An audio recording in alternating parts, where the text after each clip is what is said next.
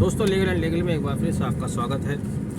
आज भी एक कन्फ्यूजन हमेशा बना रहता है 138 NI एक्ट के मामले में। जब कोई चेक बाउंस हो जाता है, ड्रावी कंप्लेंट फाइल करता है 138 NI एक्ट के तहत, जो कि स्पेशल एक्ट है, आप जानते हैं, बताने की ज़रूरत नहीं है। उसके साथ साथ कई बार कुछ लोग 120B 406 या 420 के तहत भी FIR दर्ज करा देते हैं। कई बार ये सवाल सामने आता है, क्या एक ही क्राइम के लिए, एक ही अपराध के लिए 2 मुकदमे एक साथ चल सकते हैं, 2 बार प्रोसीडिंग चल सकती है?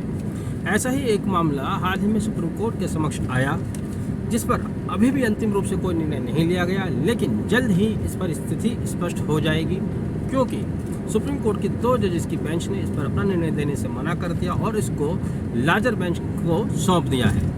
अब कॉन्स्टिट्यूशन बेंच का गठन होगा। लार्जर बेंच जो भी अपना निर्णय देगी वह निर्णय अंतिम होगा, और जो एक कन्फ्यूज़न है वो कन्फ्यूजन स्पष्ट हो जाएगा, कन्फ्यूजन की स्थिति नहीं बनी रहेगी। यह मामला जिसका मैं जिक्र कर रहा हूँ, जे वेदा सिंह बनाम RS गोविंदम।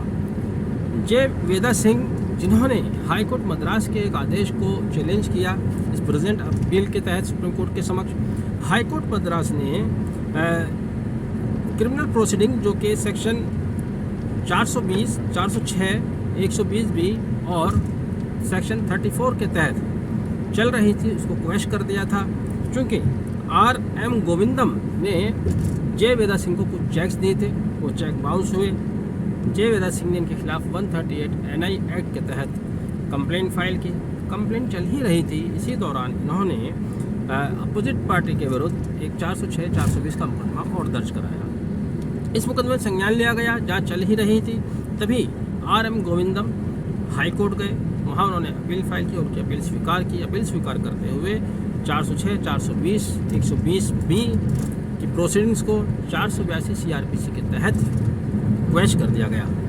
इसी हाई कोर्ट के जजमेंट के खिलाफ जे वेदा सिंह सुप्रीम कोर्ट आए, जहाँ दोनों पक्षों के वकील ने अपने अपने पक्ष में कुछ साइटेशन पेश की।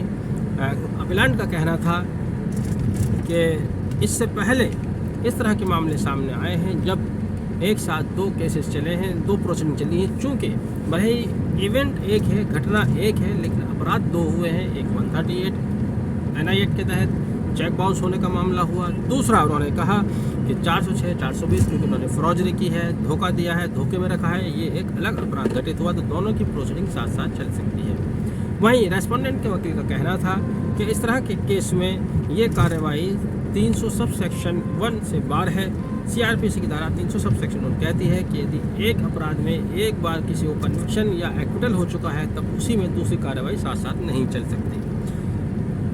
इस सभी दोनों पक्षों के तर्कों को सुनने के बाद, जैसे कि मैंने बताया, प्रेजेंट बेंच जो कि S अब्दुल नज़ीर और JK माहेश्वरी की थी, उन्होंने बिना कोई निर्णय दिए इस मामले को सुप्रीम कोर्ट की लार्जर बेंच को सुपुर्द कर दिया गया है।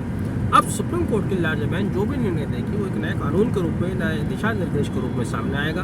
उम्मीद करते हैं कि इस पर जो कन्फ्यूजन है वो कन्फ्यूजन बहुत जल्द दूर हो जाएगा, और 138 NI एक्ट के साथ साथ दूसरी क्रिमिनल प्रोसीडिंग चलेंगी या नहीं चलेंगी, इस पर स्थिति स्पष्ट हो जाएगी। बहरहाल, आपने वीडियो आखिर तक देखा, बहुत बहुत धन्यवाद। Thank you.